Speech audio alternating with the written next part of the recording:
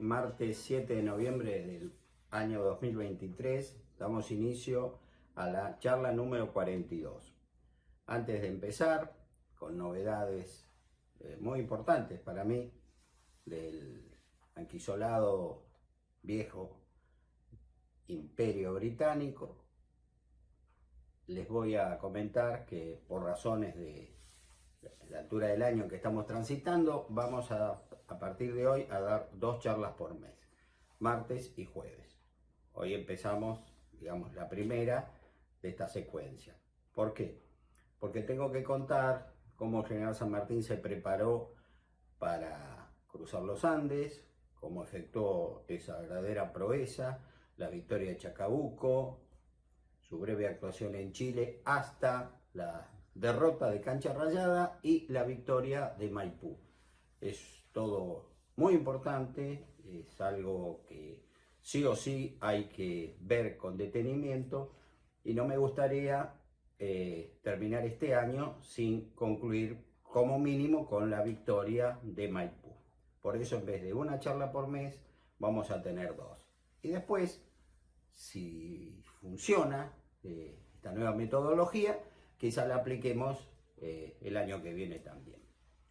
Primero que nada, les dije, me voy a referir a una noticia muy importante que yo adelanté hace unas cuantas charlas atrás, de una resolución de la Corte Internacional de Justicia por la cual el Reino Unido de la Gran Bretaña tiene que devolver el archipiélago de Chagos a la República de Mauricio, que es una pequeña república insular del Océano Índico al noroeste de Madagascar, que en nuestra historia tiene una persona famosa nacida allí, nada más que Ana María Perichón de O'Gorman, es decir, la Perichona.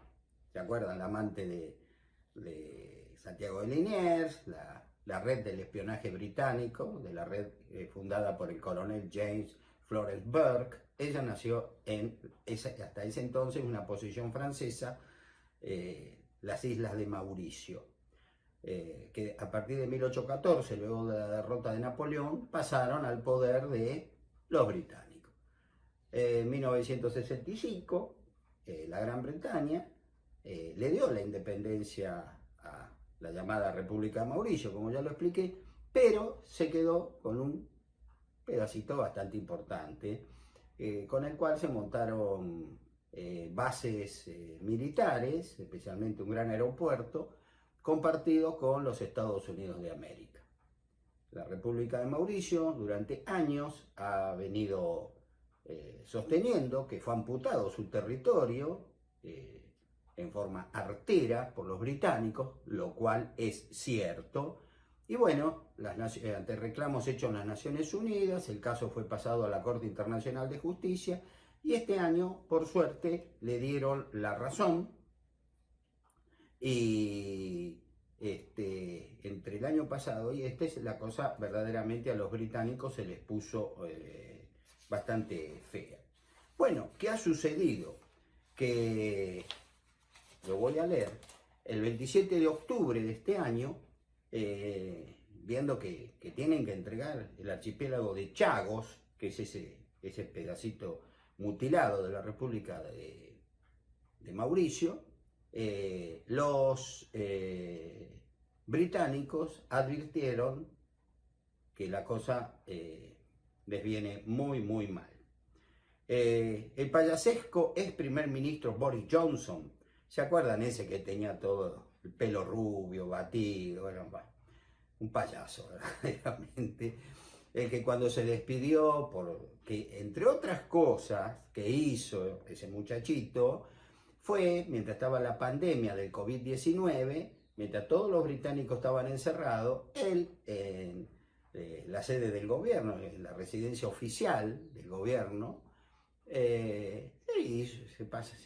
efectuó una serie de fiestitas, algunas parece que non santas, y a raíz de eso lo tuvieron que echar. Eso por lo menos se lo reconozco a los británicos, porque en otras latitudes, cosas parecidas, acaecidas en residencias oficiales, no llevaron a la caída del gobierno. sino que la cosa se salvó con el pago de una multa que en realidad la pagó el pueblo. Tal es el caso que nos pasó a nosotros, ¿no? ¿Para qué vamos a entrar en revolver esa página tan triste de nuestro cercano pasado, ¿no? Mientras todos estábamos escondidos en nuestras casas, hubo gente en Olivos que estaba de fiestita. Pero bueno, cosas veré de Sancho. No ocurrió lo mismo en Gran Bretaña. A Boris Johnson lo echaron, que era lo que correspondía. Pero hace unos días, el 27 de octubre, Johnson volvió a la palestra, ahora criticando a su primer ministro, cargo que él ocupaba hasta que fue cesado en el cargo, expresando: si mis fuentes están en lo cierto, estamos a punto de ceder nuestro título de propiedad sin ninguna buena razón. Esto lo dice Boris Johnson. Por favor, yo no lo suscribo. Parece que este país está a punto de cometer un error colosal.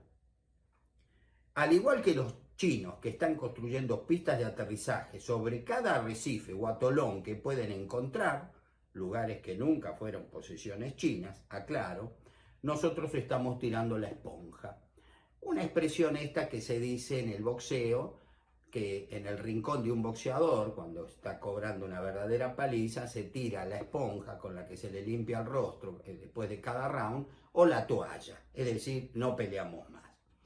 La entrega de las islas de Chagos a Mauricio, la República de Mauricio, ha causado gran malestar y estupor en medios del gobierno y del almirantazgo británico, fundamentalmente. Y dijo Johnson que entregar Chagos, textual, podría poner en peligro otros territorios británicos de ultramar, como las Islas Malvinas. Un acuerdo con Mauricio para ceder la soberanía sobre las Islas Chagos amenaza con socavar nuestros intereses y la de nuestros aliados, sobre todo Estados Unidos. Así, acordar el principio de una reclamación mauriciana sobre otra isla, Diego García, también están poniendo en peligro otros territorios británicos de ultramar, como las Islas Malvinas. Es decir, que tenemos una oportunidad de oro ante el temor de Boris Johnson, que es cierto, porque como se dice en derecho, a confesión de parte, relevo de pruebas. Tenemos una nueva oportunidad de oro para que nos devuelvan las Islas Malvinas. Esperemos que nuestros gobernantes, los que dentro de poco van a asumir, no la desperdicien. ¿Cómo la desperdició el canciller Guido Di Tella durante el gobierno de Carlos Menem en 1996? Tema al que me voy a referir en su oportunidad, porque fue una vergonzosa actitud injustificada de no hacer nada, porque en ese momento pudimos haber recuperado las Islas Malvinas. Bueno, luego de esta buena noticia, la desesperación de Boris Johnson, que creo que demuestra la desesperación de los británicos, porque no solo van a perder las Islas de Chagos, sino que posiblemente pierdan también la isla Diego García y en poco tiempo, si nosotros sabemos hacer bien las cosas, nuestras Islas Malvinas, Georgias y Sandwich del Sur. Pasando a otro tema, me voy a referir ahora, porque hubo muchos de ustedes que se asombraron por lo que quiso hacer, siendo director supremo de las Provincias Unidas del Río de la Plata, el general Carlos de Alvear. Recordarán que lo envió a Manuel J. García a entregar una nota a Lord Stanford y a su vez al ministro Clattergate para entregarle nuestro país a la corona británica. Como eso, gracias a Dios, no se concretó, porque en Río de Janeiro García se encontró con el general Manuel Belgrano y con Bernardino Rivadavia. Hasta Rivadavia, que era anglófilo, le dijo: no, pará, esto es demasiado, no entregues estas notas. Por eso, por suerte, no se cumplió. Como yo les comenté la semana pasada, Alvear, al ser derrocado, huyó rápidamente en una nave británica, dejando librado a los suyos a su suerte, ya lo expliqué, y llega a Río de Janeiro, ¿no? Al descender en Río de Janeiro se encuentra con un viejo conocido, no amigo, de él, que era el mariscal Vigodet, Pascual de Vigodet, español, que había sido el gobernante de Montevideo, ante quien se tuvo que rendir ante Alvear, como ustedes recordarán, que le sacó el triunfo de la galera, digamos, al general Rondó, porque el primer director supremo, Antonio Gervasio de Posada, lo mandó al sobrinito como nuevo comandante en jefe del ejército en la banda oriental, y lo envió a Rondó al ejército del norte, o sea, a Tucumán. Y así, inmerecidamente, Alvear obtuvo un triunfo por el cual prácticamente no hizo nada, porque él llega y a los pocos días se rinde Montevideo, porque sitiada la ciudad, luego de la derrota de la flota española en el combate de El Buceo, el 14 de mayo de 1814, ante las naves del coronel de marina Guillermo Brown, Vigodet no tuvo más remedio que rendirse. Vigodet va a quedar detenido un breve tiempo a bordo de las naves del almirante Brown, del coronel de marina, perdón, Guillermo Brown, quien le dio un tratamiento excelente y Vigodet mucho lo agradeció. No así Alvear. Alvear le pareció una persona, un joven arrogante, despreciable en todo sentido. Cuando Vigodet, en cumplimiento de las capitulaciones de Montevideo, se embarca rumbo a Río de Janeiro, lo sorprende la noticia en la capital del Virreinato del Brasil, Virreinato portugués, que el gobierno español lo nombra embajador español ante la corte portuguesa, que estaba, como todos nosotros sabemos, en el Brasil. Y estando él de gobernador, llega huyendo de Buenos Aires Carlos de Alvear. Imagínense Vigodet la alegría que tenía de que haya llegado a Alvear a sus manos, porque honestamente lo quería meter preso y enviarlo a España, y honestamente ojalá que lo fusilen. Esa era la intención. Pero no contaba con la astucia, como decía cierto personaje cómico al cual todos conocemos, de Alvear. Porque Alvear, al enterarse que está Vigodet, dice, esto no me conviene. Pero rápidamente le escribe al encargado de negocios de España, que era un subalterno de Vigodet, llamado Andrés Villalba, y le redacta un documento que se denomina representación, ¿no? Por el cual le dice que prácticamente todo lo que él ha hecho desde que llegó en 1812 al Río de la Plata y luego como gobernante, fue para devolver estas tierras al rey Fernando VII. Es decir, pocos meses antes lo habían mandado a Manuel J. García para entregar nuestras tierras a la corona británica. Y ahora, para salvarse de una extradición y posible muerte en España, le escribe prácticamente al rey, que está cautivo todavía, Fernando VII, todo lo que yo hice fue para devolver estas tierras a su majestad. Increíble. Carlos de Alvear, al que algunos dicen que debería ser el verdadero padre de la patria. Cada uno de ustedes saque sus conclusiones. Yo, evidentemente, se darán cuenta que ya las saqué. Bueno,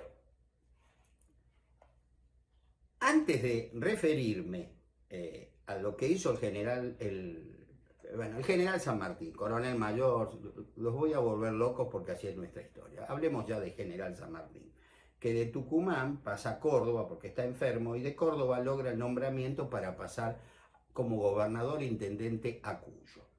Antes de eso, vamos a dejarlo por un minuto aparte San Martín, y voy a contar cómo se desarrolla la convocatoria al Congreso General Constituyente de San Miguel de Tucumán en 1815-1816 para el que nos va a declarar la independencia. Una vez que el gobierno de Buenos Aires acepta que la fuga de Alvear y que el hombre que lo derrocó, el coronel Ignacio Álvarez Thomas, sea el nuevo director supremo suplente provisorio, lo primero que hace, como mínimo, lo asciende a general, porque no podía estar un coronel al mando de nuestro país. Entonces, general. ¿Y qué hace Álvarez Thomas? Un gran hombre, un gran patriota, que nació en el Perú. Eso se demuestra que la Revolución Americana, en ese entonces no teníamos las nacionalidades bien definidas. Pero Ignacio Álvarez Thomas, que fue peruano de nacimiento, yo lo considero honestamente un patriota argentino, sin que ser peruano sea algo malo, por supuesto que no, país al que yo quiero entrañablemente en lo particular. Lo primero que se hace Ignacio Álvarez Thomas, una vez que está en el poder, convoca a un Congreso General Constituyente que, para evitar que el interior sospeche que se va a hacer en San Miguel del Tucumán. ¿Y por qué se elige esa ciudad?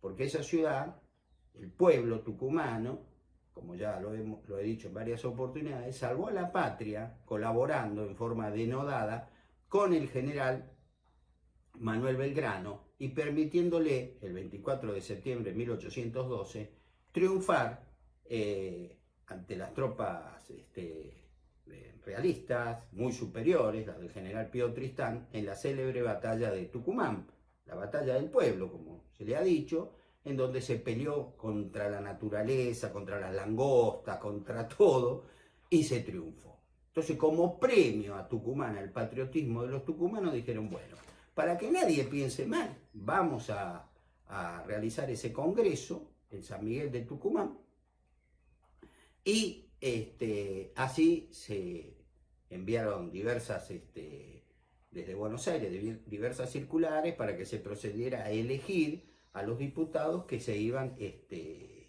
a enviar a ese congreso. El general San Martín, desde Cuyo, aplaudió, pero fue uno de los más encendidos impulsores de ese congreso, aplaudió su celebración, y lo que el general San Martín pedía prácticamente a los gritos era: declarémonos independientes. No puede ser que le hagamos la guerra a Fernandito, Fernando VII, la palabra Fernandito es el padre de la patria, el diminutivo, y dicen, tenemos que ser independientes, sí o sí, es una condición sine qua non. Yo acá estoy preparando un ejército que va a cruzar a Chile, a liberar ese país hermano, y de ahí, unidos, nos vamos a ir al Perú para terminar con la guerra, tal cual como ocurrió. Pero para eso tenemos que ser independientes. Si no, somos sediciosos, no somos un país, somos un grupo de locos que nos hemos levantado contra la autoridad del rey, sin más que la locura, que la fuerza. Si nos declaramos independientes, somos un país soberano. Ahí la cosa cambia.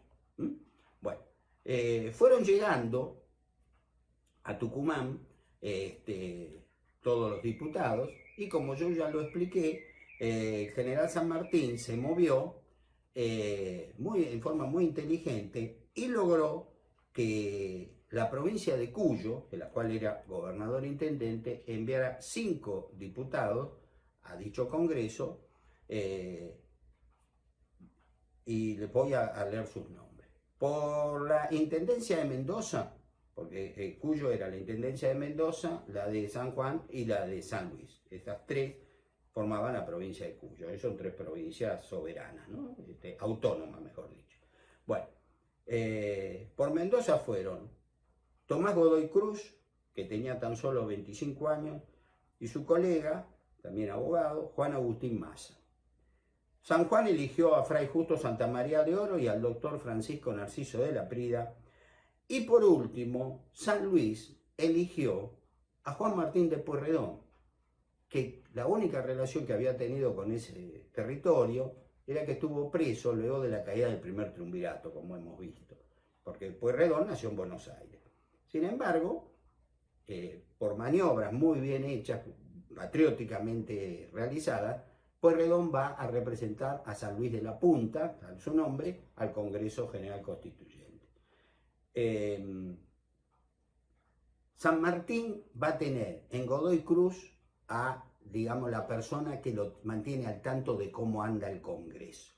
Y, con todo respeto, y en forma simpática, lo voy a manifestar, San Martín lo volvió loco a Godoy Cruz. Y Godoy Cruz se defendía lo mejor que podía. Entonces voy a leer. ¿Cuándo empiezan a reunirse ustedes? Pregunta San Martín. Por lo más sagrado, les suplico, hagan cuantos esfuerzos quepan en lo humano para asegurar nuestra suerte. Todas las provincias están en expectación. 5 días más tarde, esto lo escribió en enero de 1816, el 19 de enero, 5 días más tarde, le repiten otra carta. Cuando se juntan y dan principio a sus sesiones, yo estoy en el mayor cuidado sobre el resultado del Congreso y con mucho más si no hay unión íntima de opiniones. Dígame algo sobre los diputados, ábrame su opinión sobre los resultados que espera de esa reunión, pues esto me interesa más que todo. Recién Godoy Cruz le puede contestar algo el 24 de febrero, el sábado 24 de febrero, y le dice: su comunicación pasada llegó a mis manos y fue tanto más satisfactoria, y le da buenas noticias, ¿no? Entonces San Martín le responde el 12 de marzo. Su comunicación del 24 de febrero llegó a mis manos y fue tanto más satisfactoria cuanto me anuncia la próxima reunión del Congreso. De él esperamos las mejoras que nos son necesarias y si no las hace, podemos resolvernos a hacer la guerra gaucha, es decir, pelear a tientas y a locas, porque no nos declaramos independientes. El 12 de abril, San Martín, nuevamente impaciente, el viernes 12 de abril de 1816, le vuelve a escribir: ¿hasta cuándo esperamos para declarar nuestra independencia? ¿No le parece a usted una cosa ridícula acuñar moneda, tener pabellón, bandera, y cucarda, escarapela, nacional, y por último hacer la guerra al soberano de quien en el día se cree que dependamos? Por otra parte, ¿qué relaciones podemos emprender cuando estamos a pupilo? Los enemigos, y con mucha razón, nos tratan de insurgentes, pues no nos declaramos vasallos de Fernando VII. Entre usted seguro que nadie nos auxiliará en tal situación, es decir, ningún país nos va a ayudar. Y por otra parte, el sistema ganaría el 50% con tal paso. Ánimo, que para los hombres de coraje se han hecho las empresas. Veamos claro, mi amigo, si no se hace la declaración de la independencia, el Congreso es nulo en todas sus partes, porque resumiendo, la soberanía es una usurpación que se hace al que se cree verdadero, el soberano, es decir, a Fernando. Godoy Cruz, que sabía de San Martín, lo había retado, le dice: bueno, declarar la independencia no es soplar y hacer botella, no es una cosa tan sencillita. San Martín no se enojó con el joven diputado, le tenía gran aprecio. Pero el 24 de mayo de 1816, risueñamente le responde: veo que lo que usted me dice sobre el punto de la independencia no es soplar y hacer botella. Yo respondo que 1000 veces más fácil es hacer la independencia que haya un solo americano que haga una sola botella. Y una vez más, el padre de la patria tuvo razón, porque sí o sí teníamos que declarar la independencia. Bueno, ahora voy a pasar a contar en estos últimos minutos cómo se desarrolló, cómo se desarrolló el Congreso que nos dio nuestra independencia.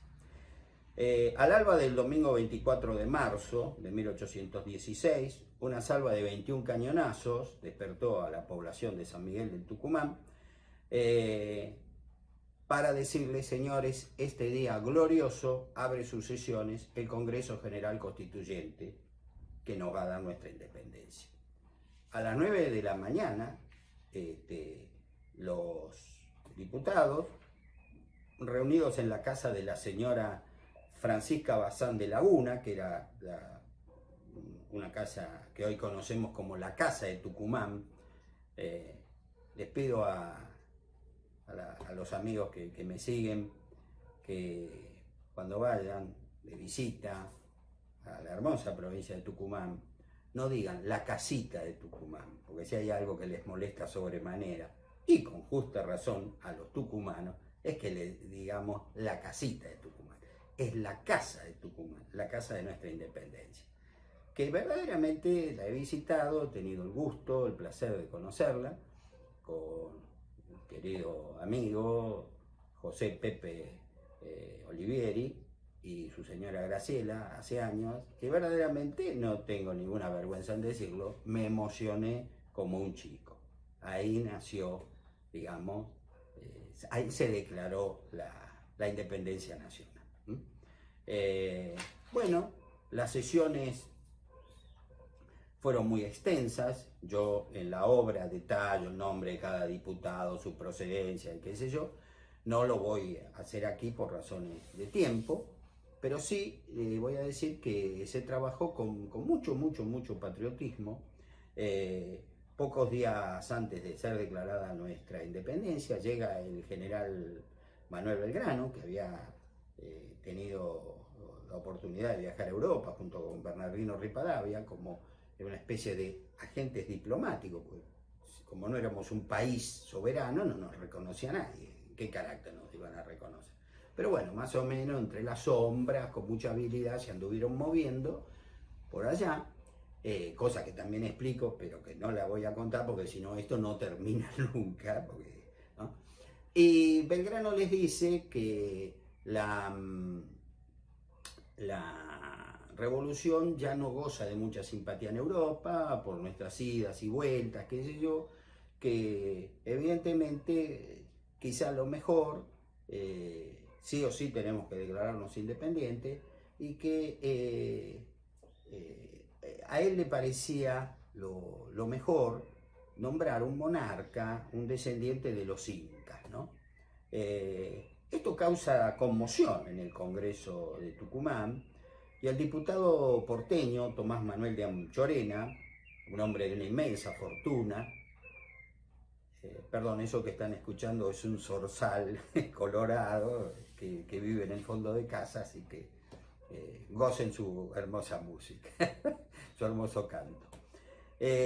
Tomás Manuel de Anchorena, un hombre muy rico, estaba diciendo, primo de Juan Manuel de Rosas, le preguntó, quiso hablar a solas con Belgrano, y le preguntó por qué se dijo semejante cosa, ese proyecto. Y después escribe, reconviniendo yo privadamente al general Belgrano por una ocurrencia tan exótica, con los que nos había expuesto el peligro de un trastorno general en toda la República, me contestó que él lo había hecho con ánimo de que, corriendo la voz y penetrando en el Perú, se entusiasmasen los indios y se esforzasen en hostilizar al enemigo, con lo que, distraído esto, tendría el general Belgrano tiempo de engrosar su ejército para atacarlo llegada la oportunidad. ¿Y por qué expresó, según Tomás Manuel de Anchorena, esto Belgrano? Porque a Belgrano lo habían nombrado de nuevo comandante en jefe del Ejército Auxiliar del Perú, o más conocido como Ejército del Norte. Sobre esto lo voy a decir en más de una oportunidad, pero nunca viene mal hacerlo notar. El general Belgrano, que se ha carteado con San Martín, que está en Cuyo, está convencido que San Martín tiene razón, que ese ejército que él está formando, que luego se va a denominar Ejército de los Andes, todavía no, es la solución. Cruzar los Andes, liberar Chile, afianzar la independencia de nuestros hermanos y en barco irnos al Perú. Ese es el plan continental que San Martín ideó en San Miguel de Tucumán, como ustedes recordarán en una nota que se lo explicita muy brevemente a su amigo, a al patriota Nicolás Rodríguez Peña. Entonces Belgrano, al aceptar ser comandante del Ejército Auxiliar del Perú, cumple dos funciones. Primero, saber que él va a comandar un ejército prácticamente fantasmagórico, que encerrado en la ciudadela, creada por el general San Martín, le va a hacer creer a los españoles que ahí se está armando un ejército súper importante, muy poderoso, para marchar nuevamente hacia el Alto Perú.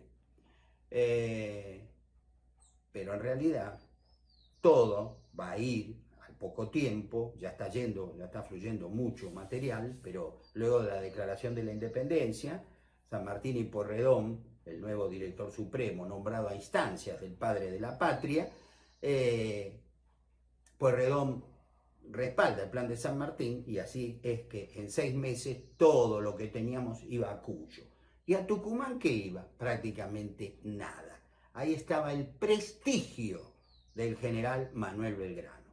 Los españoles, en sus análisis de inteligencia, dijeron: si han nombrado al general Belgrano en el norte, o sea, en Tucumán, es que por acá viene la invasión. Entonces de Perú empezaron a enviar tropas al Alto Perú, y es más, como se los adelanto, le piden a la Capitanía General de Chile el reenvío de 1.500 hombres, que oportunamente se los habían mandados a la Capitanía General de Chile, porque donde está Belgrano está la fuerza que nos va a atacar. Y San Martín está allá en Cuyo comiendo uvas, San Martín nada, es como que no existe.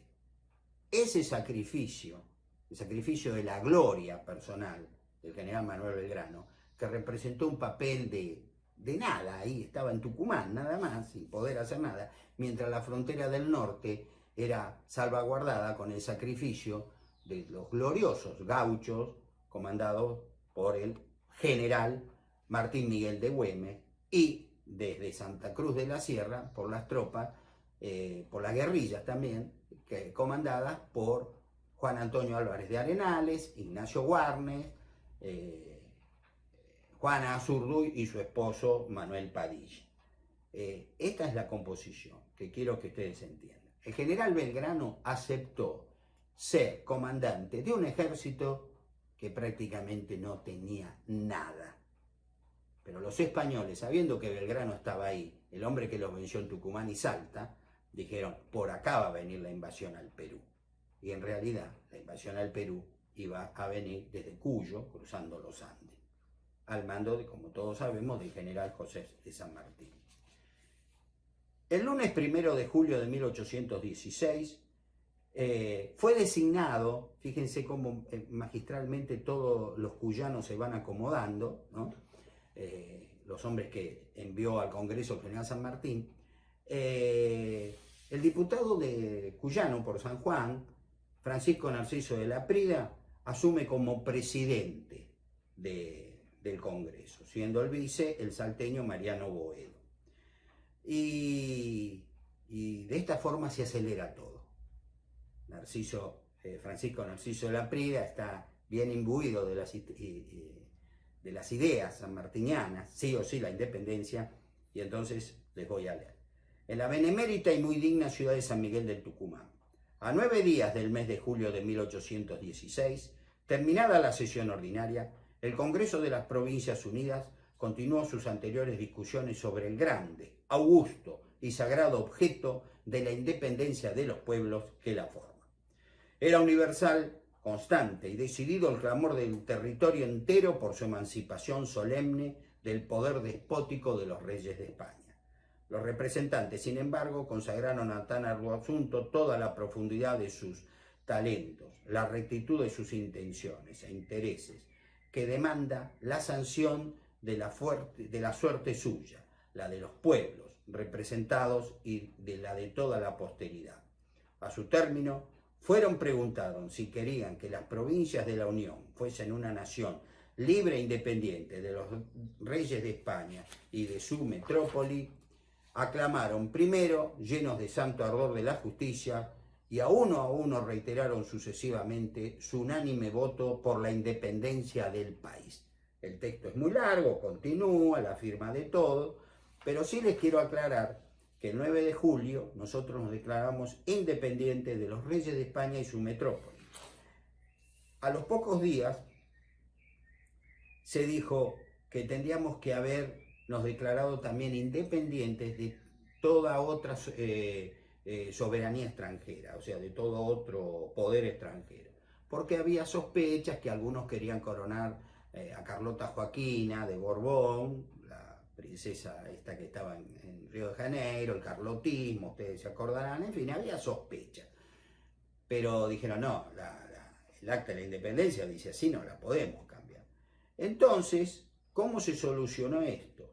Con la jura que hizo el general Manuel Belgrano, de comandante del Ejército Auxiliar del Perú, cuando dijo que le tomó juramento a las tropas y le dijo que nosotros nos habíamos declarado soberanos del rey Fernando VII de España, de su metrópoli y de toda otra dominación extranjera.